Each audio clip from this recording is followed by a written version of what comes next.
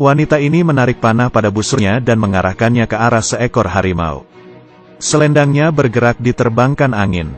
Kuda yang dikejutkan pun mundur. Harimau sedang memburu seekor domba. Wanita melepas panahnya dan terkena harimau. Tetapi harimau itu tidak mati. Dia berdiri dan berjalan ke arah sang wanita. Wanita itu sama sekali tidak mundur. Harimau itu menerjang dan tiba-tiba berhenti di bawah kakinya. Ternyata wanita itu hanya melukai harimau. Setelah mengobati lukanya, dia melepasnya kembali ke hutan. Ini adalah seorang wanita yang tangguh dan baik hati. Seekor kuda yang tidak bisa dijinakkan dengan mudah ditaklukkan olehnya. Ketiga samurai itu menyerangnya bersamaan, ia juga tidak terkalahkan. Dia dipilih oleh keluarga kerajaan menjadi Ratu Jansi dalam semalam. Raja sangat mencintainya, dan menaruh penuh harapan kepadanya.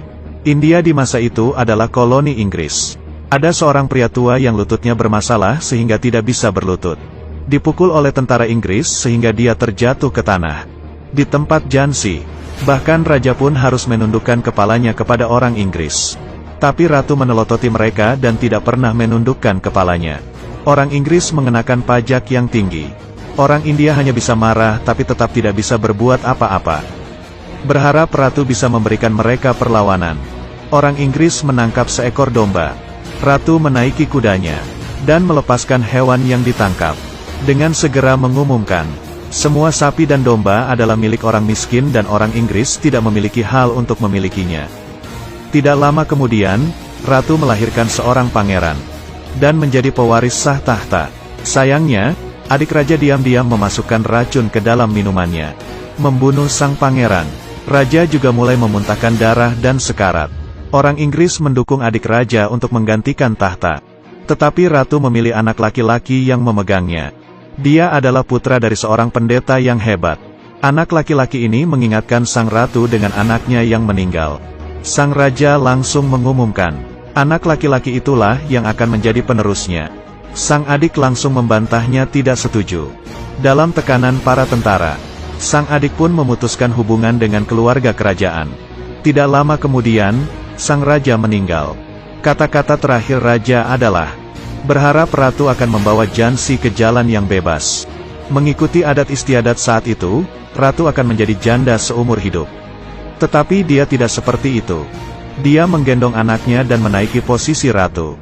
Dan ingin membawa Jansi ke jalan yang bebas. Hal ini membuat orang Inggris sangat marah. Tapi ratu juga ingin bangkit.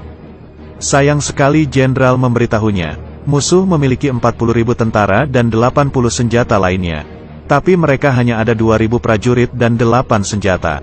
Perbedaan kekuatan yang begitu besar sama dengan telur yang terkena batu. Orang Inggris mengepung istana, memaksa ratu untuk mengundurkan diri dari posisinya. Untuk menjaga kekuatan, sang ratu memilih untuk mundur sementara. Tapi dia tetap tidak tunduk kepada orang Inggris dan meninggalkan sebagai pemenang. Ini sangat menginspirasi kesadaran orang India. Para orang membawa obor api untuk menerangkan jalannya. Orang Inggris ini pun marah, lalu menyalakan api di ruang perpustakaan. Tapi orang India mulai percaya, selama ada sang ratu, menang adalah milik mereka. Hingga di malam hari, orang Inggris ini mengelilingi prajurit orang India. Bisa dikatakan tidak manusiawi. Ada pasukan yang sangat berani membunuh seorang yang ditempatkan di Jansi, lalu mengeluarkan Jansi. Sang ratu sekali lagi menaiki posisi raja. Lalu, orang Inggris mengirim seorang jenderal kaya, dengan cepat mengalahkan tentara yang melawan. Dan hanya tersisa Ratu Jansi sendiri. Inggris datang untuk ratu melakukan penyerahan, tetapi ia menjawab, bila hanya dengan peperangan bisa menyelesaikan semuanya, mari kita perang. Untuk mengisi kembali pasukannya, sang ratu mengerahkan wanita untuk bergabung dalam pertempuran. Demi negara tidak ada membagi-bagikan laki-laki atau perempuan. Mereka akan melawan hingga titik terakhir. Sang ratu mengadakan perayaan untuk menghilangkan rasa ketakutan di hati orang-orang. Dia juga memimpin dalam menyumbangkan perhiasan emas dan perak. Mengajak semua orang untuk berkontribusi, yang punya tenaga berikan tenaga, yang punya uang berikan uang. Sang ratu melatih tentara wanita yang tangguh dan bersiap-siap untuk melawan musuh. Meski begitu, mereka juga hanya mempunyai 20.000 tentara. Sedangkan musuh punya 60.000 tentara. Artinya mereka harus bertarung 1 lawan 3. Dengan begini baru ada kesempatan menang. Pertempuran pertama orang India pun dimulai. Inggris menggunakan meriam untuk menembakkan dindingnya. Kedua pihak saling mengeluarkan api. Ratu memerintahkan artileri diturunkan untuk memancing musuh menyerang. Dindingnya sangat tebal, sama sekali tidak bisa menemukan penerobosan. Orang Inggris yang licik, memindahkan meriam ke kuil dan lanjut menembak. Kuil di mata orang India itu sangatlah suci. Jika mereka balas menembak, mereka akan meledakkan bait suci. Sang ratu memutuskan hal yang sangat penting. Dia mengendari kendaraan perang sendiri, menyeret meriam keluar kotak untuk bertarung, dan menjatuhkan banyak musuh. Musuh mengatur arah meriamnya. Sang ratu langsung memulai pertempurannya, melemparkan bom meriam ke musuh. Kereta sang ratu terjatuh karena terkena ledakan. Dan ternyata tidak melukainya. Dia menaiki kuda dan berlanjut untuk perang. Sang jenderal menggerakkan meriam dan melawan musuh.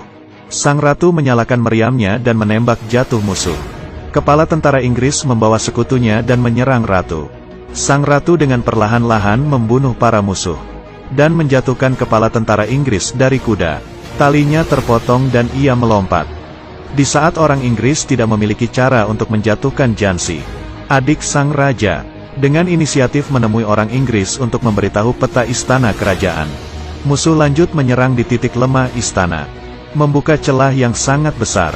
Ratu dan tentara lainnya tidak berhenti menembak, tapi itu masih gagal menghentikan musuhnya. Pasukan Inggris bergegas ke kastil. Sang ratu turun tangan sendiri dan sudah membunuh beberapa. Musuh ingin merebut sang pangeran, sehingga Jhansi tidak bisa melakukan apa-apa. Ratu menggunakan keahliannya, membunuh belasan musuh dan melindungi pangeran. Gadis ini membungkus sebuah bom. Meski dia sudah hamil, tapi tetap selalu menyediakan persiapan sebelum perang. Dia tidak ingin anaknya sendiri hidup di dunia yang tidak bebas ini. Dia menggendong anak palsu, dan menyamar menjadi seorang ratu. Lebih baik mati daripada berteriak pada musuh dan keluar. Saat itu sang ratu menggendong pangeran, terlibat dalam baku tembak sengit dengan musuh. Dia lompat tinggi dan langsung menaiki kuda putihnya, dan berlari keluar dari kepungan musuh. Pahlawan perempuan itu menghidupkan bom, pergi bersama musuh dan mengulur waktu untuk ratu. Sang ratu dengan kudanya keluar dari istana. Tanah air yang dulunya indah sudah tidak ada lagi. Orang Inggris menyalakan api di istana Jhansi, dan api itu membakar selama 6 hari penuh. Tidak ada seorang pun yang selamat. Dan adik raja yang berkhianat itu juga tidak mendapatkan apa-apa yang bagus. Orang Inggris menganggapnya sudah tidak ada gunanya lagi, dan langsung melenyapkannya. Seorang yang tidak menghargai negaranya sendiri. Siapa yang akan mempercayainya? Api balas dendam berkobar di hati ratu. Langkah selanjutnya, ratu pergi ke kota lain untuk berlindung dari Inggris. Hal ini membuat semua orang tidak mengerti. Tujuannya sangat mudah, ingin mendapatkan kemenangan. Pertama-tama harus membangunkan semangat juang semua orang. Sang ratu dengan kudanya dan tanpa senjata apapun, datang sendiri ke kota, memanggil tentara untuk berperang demi negara, tidak peduli mau bebas atau mati. Kemenangan selamanya milik mereka. Prajurit-prajurit ini sangat berani, tapi pemimpin mereka berlindung di bawah Inggris, menjalani kehidupan yang selalu dikontrol. Ratu memimpin pasukan yang dihasutnya ke dalam istana. Pemimpin yang tamak itu begitu ketakutan sehingga dia segera turun tahta, dan membiarkan raja yang baru naik tahta. Dan mulai saat itu, sang ratu menjadi pemimpin dari tentara. Orang Inggris ingin menangkap hidup-hidup sang ratu, untuk membunuhnya dengan cara apapun dan menekan para pemberontak. Dan saat ratu bersikeras untuk pergi ke medan perang, serta dia ingin menjadi pelopor, dia ingin menggunakan pengorbanannya sendiri untuk membangun kembali semangat juang banyak orang. Kedua sisi terbuka. Sang ratu memimpin pasukan untuk perang demi kebebasan, dan menerjang di paling depan. Bola api meriam beterbangan di sisi-sisinya. Pasukan perang banyak yang berjatuhan. Kepala pasukan Inggris memerintahkan untuk terus bertahan sekuat apapun. Di sisi lain langsung berkumpul dan menembakkan meriam, dan menyerang ke depan. Kedua tim bertemu dan saling bertarung. Sang ratu terkena tembakan dan terjatuh ke tanah. Dia bangkit dan mengacungkan pedang, dan lanjut bertarung dengan musuh. Masih ada banyak pasukan wanita yang ikut serta dalam peperangan itu.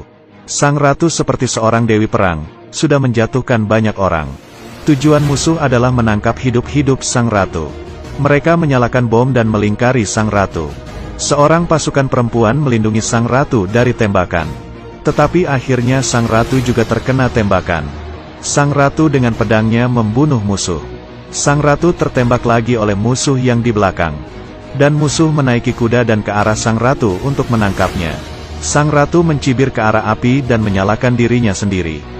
Saat itu ratu baru berumur 23 tahun. Dia lebih rela mengorbankan dirinya sendiri daripada membiarkan konspirasi musuh berhasil. Film ini berjudul Kurang dari Ratu Jhansi lebih besar dari. Di dalam sejarah, pengorbanan sang ratu yang heroik tidak memberikan kebebasan pada India. Tapi itu merupakan pukulan telak bagi penjajah. Membebani musuh lebih dari 40 juta pound dalam pengeluaran biaya militer. Menghancurkan mitos bahwa penjajah Inggris tak terkalahkan. Ratu Jhansi yang rela mati demi negara di usia 23 tahun. Citra heroiknya akan selalu ada di hati rakyat India. Bahkan musuh pun mengaguminya, mengubur-aburnya dengan hormat militer tertinggi. Hingga saat ini, kisah heroik Ratu Jhansi masih beredar luas. Dia adalah simbol semangat nasional India. Perbuatannya akan selalu menginspirasi masyarakat India.